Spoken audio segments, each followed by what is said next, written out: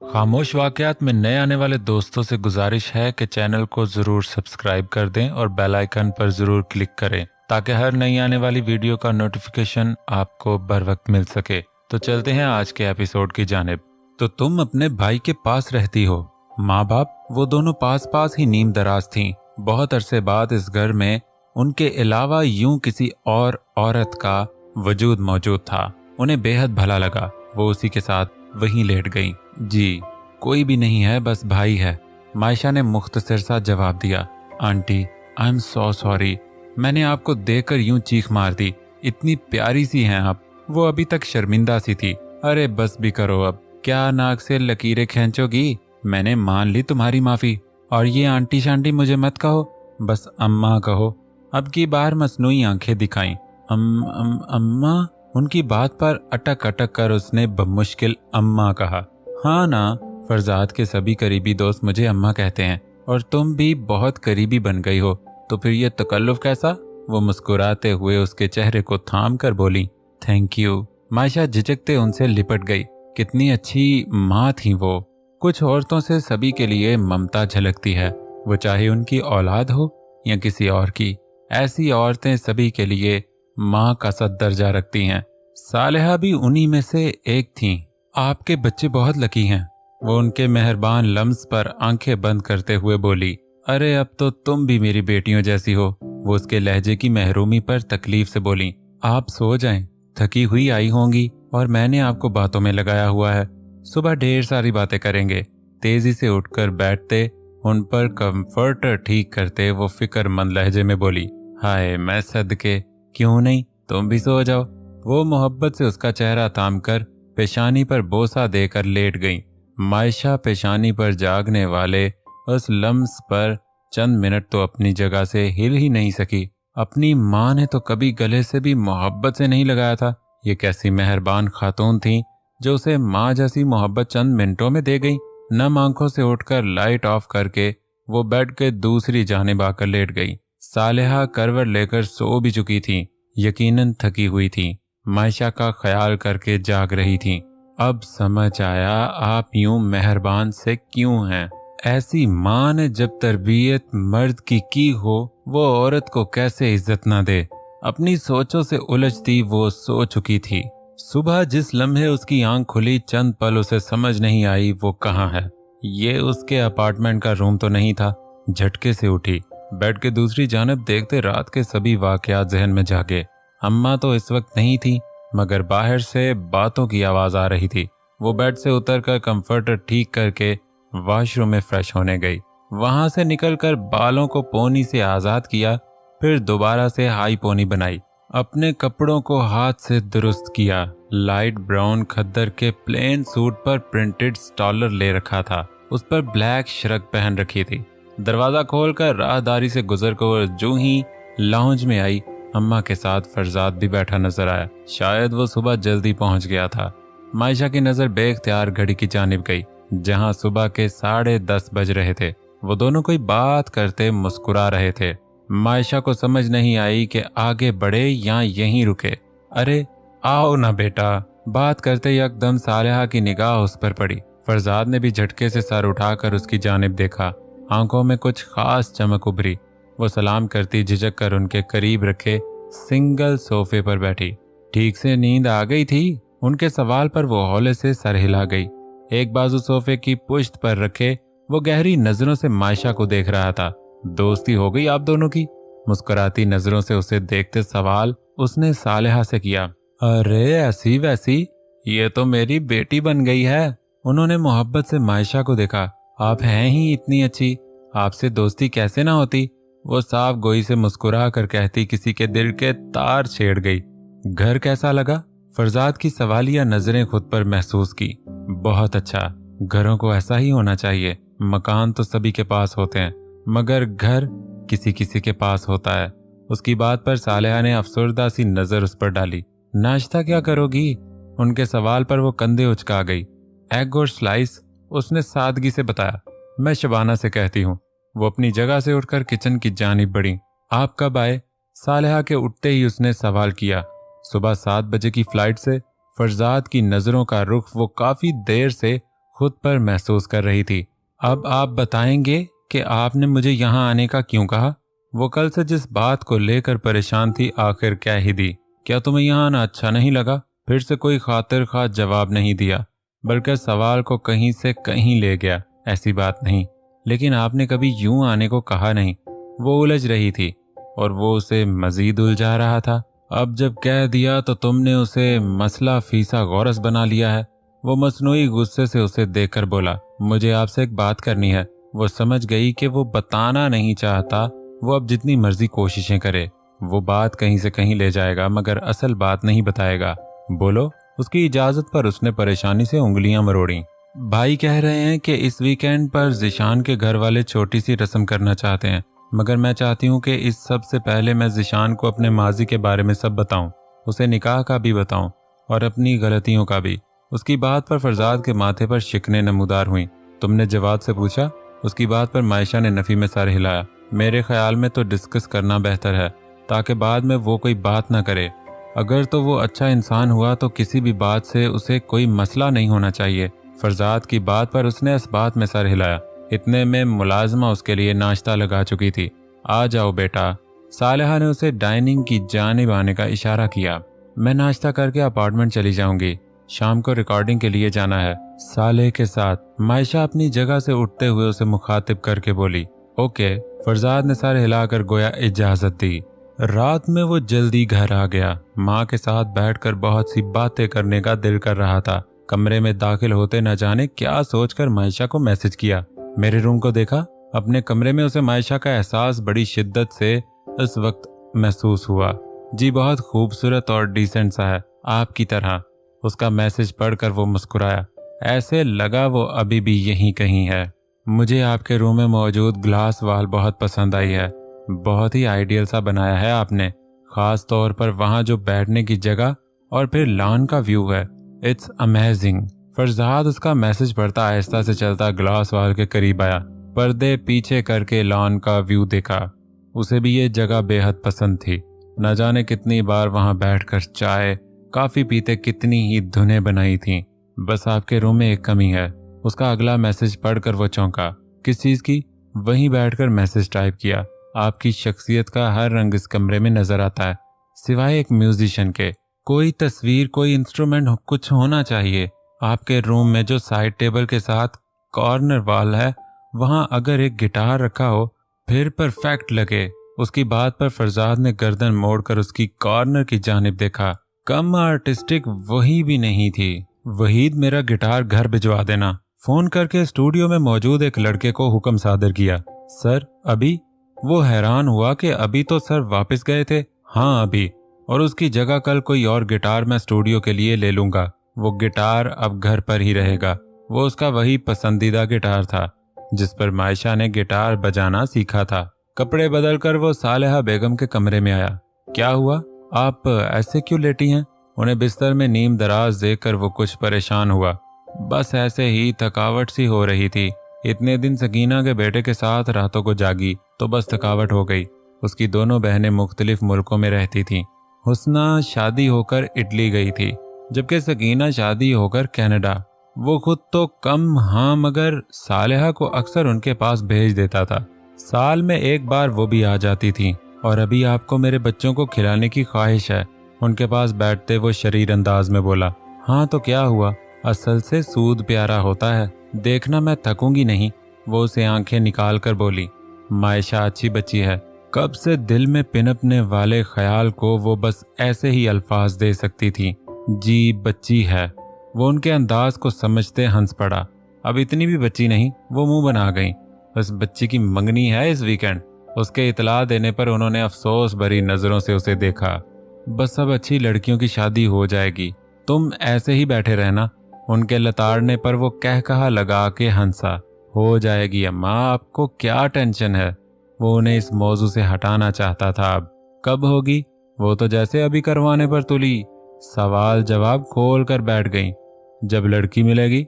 वो बात को मजाक का रंग देकर बोला। और वो कब मिलेगी? उसे तेज नजरों से देखा। मिल गई थी मगर मेरी नहीं थी। होंठ भींचते वो सच कह गया। कौन? उसकी बात पर वो यकदम चौंकी। यही अपनी सफीना। मगर मेरे से पहले साले ले उड़ा। वो तेजी से बात पलट गया। हश्त पागल, जैसे मैं जानती नहीं तुम्हें और सफीना को। वो साफ समझ गई कि बात को घुमा गया है। खाना खा लिया आपने? उसकी बात पर वो नफी में सर हिला गई। चले फिर इकट्ठे खाना खाते हैं। उनका हाथ थाम कर बेड से उठाने लगा। उस बच्ची को भी इधर ही बुला लेते हैं। उन्हें फिर मायशा की याद सताई। वो बच्ची रिकॉर्डिंग करवा रही है, रात को आएगी। वो उन्हें इतला देने लगा। क्या वाकई उसके माँ बाप नहीं? वो आज सारा दिन उसके लिए फिक्रमंद रही। हैं अम्मा, मगर ना होने के बराबर। उसकी बात पर वो ठिठकी। क्या मतलब? उलझी नजरों से उसे देखा। आए बताता हूँ, मगर आपने मायशा से इस सब का जिक्र नहीं करना। उन्हें लिए वो डाइनिंग में आया। खाने के दौरान उस पर बीती तकलीफ सुनाई। सालेहा की आंखें नम हो गईं। इतनी सी बच्ची ने क्या क्या रंग देख लिए दुनिया के। हक हा। आंखें साफ करके वो अफसुर्दा लहजे में बोली, मैंने इसीलिए ये सब नहीं बताया कि आप रोने लगीं। उनकी आंखों को फिर से भरता देखकर वो खफगी भरे लहजे में बोला, जितने दिन वो यहाँ है उसे इधर ही ले आ। उनकी फरमाइश पर उसने फहमाइशी नजरों से उसे देखा। आपको मीडिया का पता नहीं, जरा सी भनक किसी को पड़ गई कि मायशा मेरे घर पर है, इतना बड़ा स्कैंडल बन जाना है। उसे कहूंगा वो आती रहेगी, नहीं तो आप उसके पास चली जाना। वो सहूलत से उन्हें मना कर गया। हाँ ये ठीक है, यहाँ तो है तेरा अपार्टमेंट, मैं खुद चली जाऊंगी।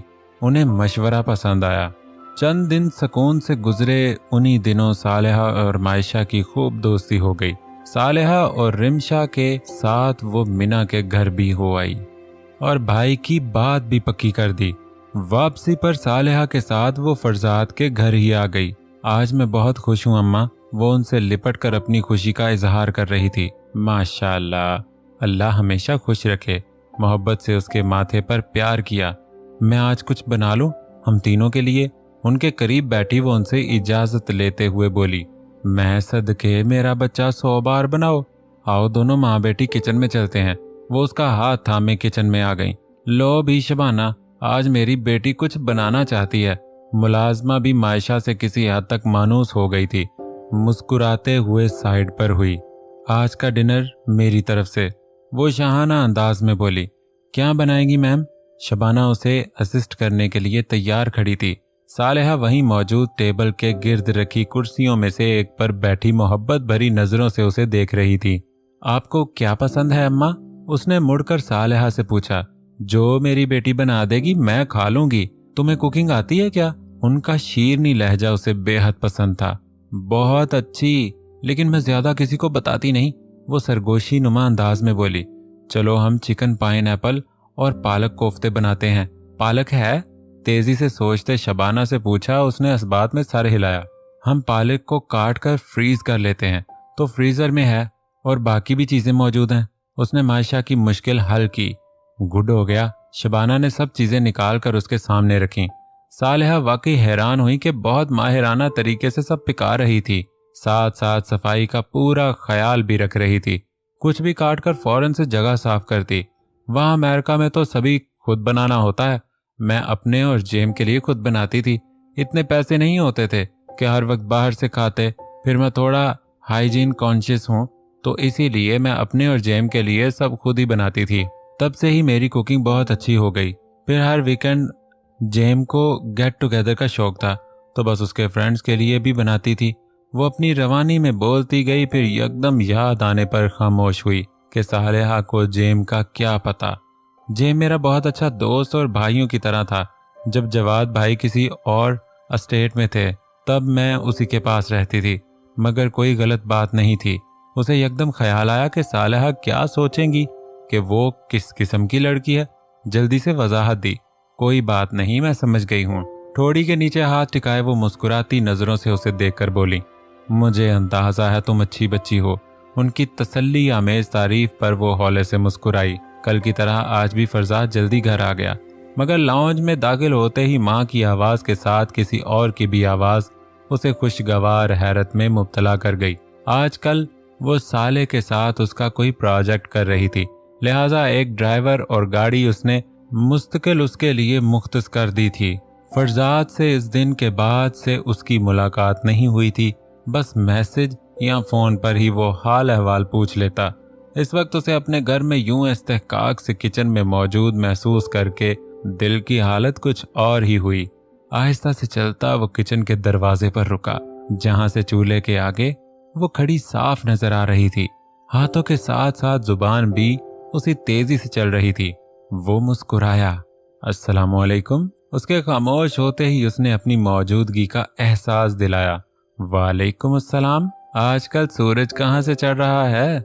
साले बेगम उसे आज फिर जल्दी आता देकर हैरान हुई, वरना उसकी वापसी 12-1 बजे से पहले नहीं होती थी। हंसते हुए आगे आते झुककर उनके सर पर प्यार किया। मायशा ने मुस्कुराती नजरों से मुड़कर ये मंजर देखा। तुम क्या कर रही हो यहाँ? रोब से बोला। सालेहा ने एक थप्पड़ उसके बाजू पर लगाया। अरे ऐसे कैसे कहते हैं? वो गुस्सा हुई। आपको क्या, मैं अपनी अम्मा के घर आई हूँ। वो मुंह बनाकर वापस रुख चूल्हे की जानिब कर गई, जहां खाना तकरीबन तैयार था। ये क्या लाबला पका रही हो? कुछ आता जाता है या हमारे मेदों को खराब करने का प्रोग्राम है? वो कहाँ उसे तंग करने से बाज आ सकता था। उसके करीब आते झुककर हांडियों में देखा। बहुत अच्छा पकाना आता है उसे। खुशबू नहीं आ रही तुम्हें? उसी से अंदाजा हो रहा है कितना अच्छा पका होगा। सालेहा को उसके एतराजात एक आंख न भा रहे थे। आप ही इसका दिल रखें, मैं तो जब तक चखूंगा नहीं तब तक मेरी राय महफूज है। वो हाथ उठाकर उसकी खफा नजरों में देखते बोला। आप वैसे कब किसी की तारीफ करते हैं? इंतहाई कंजूस इंसान है। वो आंखें सुकेड़ कर उसके देखते बोली। वो तवक्को के मुताबिक चिढ़ चुकी थी। मैं चेंज करके आता हूँ, फिर देखते हैं आपकी बेटी ने क्या कमाल किया है। वो उसके चिढ़ने से लुत्फ अंदोज हो रहा था, लिहाजा सिलसिला जारी रखा। शबाना ने दाल बनाई है, आप वही खाइएगा। ये बस मेरे और अम्मा के लिए है। वो भी शेर पर सवा शेर थी। मजे से उसे हरी झंडी दिखाई। तुम्हें आकर बताता हूँ। उनकी नोक झोंक देखते सालेहा ने चुपके से दिल में दुआ की। कुछ ही देर बाद तीनों डाइनिंग पर बैठे मजेदार खाने से लुत्फ अंदोज हो रहे थे। तो फिर पसंद आ गए उसके ससुराल वालों को जवाद? वो जानता था आज वो किस मोहम पर गई थी। मेरा भाई किसी को नापसंद हो ही नहीं सकता। वो फखर से गर्दन अकड़ाकर बोली। फरजाद उसके नाज से कहने पर मुस्कुराया। उसी लम्हे उसके साथ कुर्सी पर बैठी मायशा का टेबल पर रखा मोबाइल बजा। मैसेज टोन थी। इससे पहले कि मायशा उठाती, फरजाद की नजर मैसेज के चंद अल्फाज पर पड़ी। किसका मैसेज है? उसके माथे पर शिकने नमूदार हुई। पता नहीं, ऐसे ही कोई। वो एकदम घबराते बात बना गई। फोन दो। उसके बाद टालने पर फरजाद का गुस्सा सवा नेजे पर पहुंचा। फिर भी लहजा नॉर्मल रखते मोबाइल मांगा। सालेहा भी उसके अंदाज पर हैरान हुई। क्या हो गया है? वो कह रही है ना कि पता नहीं। सालेहा ने उसकी हमायत की, जिसके चेहरे का रंग उड़ा हुआ महसूस हुआ। तुम्हें समझ नहीं आ रही मैं क्या कह रहा हूं? उसे टस से मस न होते देखकर फरजाद ने झपट कर दूसरी जानिब उसका रखा मोबाइल उठाया। पासवर्ड? गुस्से से उसकी जानिब देखा, जो परेशान सी जैसे उसे मना करना चाह रही थी। अनलॉक करो इसे राइट नाउ। अब की बार वो दबे दबे लहजे में चिल्लाया। सालेहा भी परेशान हुई। बहुत कम यूं फरजाद को गुस्से में देखा था। मायशा ने बेबसी नजर उस पर डालकर कपकपाते हाथों से मोबाइल उसके हाथ से लेते अनलॉक करके उसके हाथ में वापस पकड़ाया। फरजाद ने तेजी से व्हाट्सएप खोला। मेरी जान, तुम आ रही हो या आज रात तुम्हारी तस्वीरें सोशल मीडिया पर पोस्ट करूं? वो यकीनन कोई और नहीं, तब्रेज ही था। उसे जो शक था कि वो मायशा का नंबर ले चुका है, वो शक नहीं यकीन था। फरजाद ने तेजी से पहला मैसेज पढ़ा कि कब का है। वो उसी दिन का था जब वो वापस आया था, यानी 3 दिनों से यह सिलसिला जारी है। मायशा ने 1-2 मैसेज के अलावा और कोई मैसेज नहीं किया था। धमकी दी गई थी कि अगर ब्लॉक किया तो वो उसके अपार्टमेंट किसी भी रास्ते से आ जाएगा। How dare you! वो गुस्से से अपनी कुर्सी से पीछे धकेलते खड़ा हुआ। वो उससे छुपा रही थी। कौन है ये बास्टर्ड? वो अब मायशा को अपने मुकाबिल खड़ा किए गुस्से से चिल्लाया। तबरेज, सफीना का भाई, ये वही है जिसने मुझे। वो कपकपाते होंठों से बमुश्किल ये अल्फाज अदा करते बोली, रो पड़ी। और तुम उसे छुपा रही हो? कितनी बार मैंने तुम्हें कहा कि मुझसे शेयर करो। ये दोस्ती है तुम्हारी मुझसे? क्या समझा है तुमने मुझे?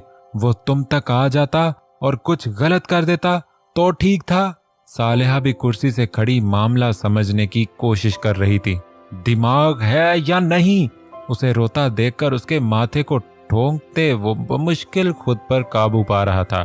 तो क्या करती आपके और साले के ताल्लुकात खराब होते, आप तो मुझ पर यकीन कर लेते, मगर वो नहीं करते, उसकी बहन नहीं करती। क्या वो ये सोच सकते हैं कि उनका भाई शराफत के लबाते में दरिंदा है, हवस का पुजारी? वो भी रोते रोते चिल्लाई, ये तुम्हारा काम नहीं है उन्हें यकीन दिलाना। अब सिर्फ वो नहीं, पूरी दुनिया इस बात पर यकीन करेगी कि वो कौन है और कैसा है।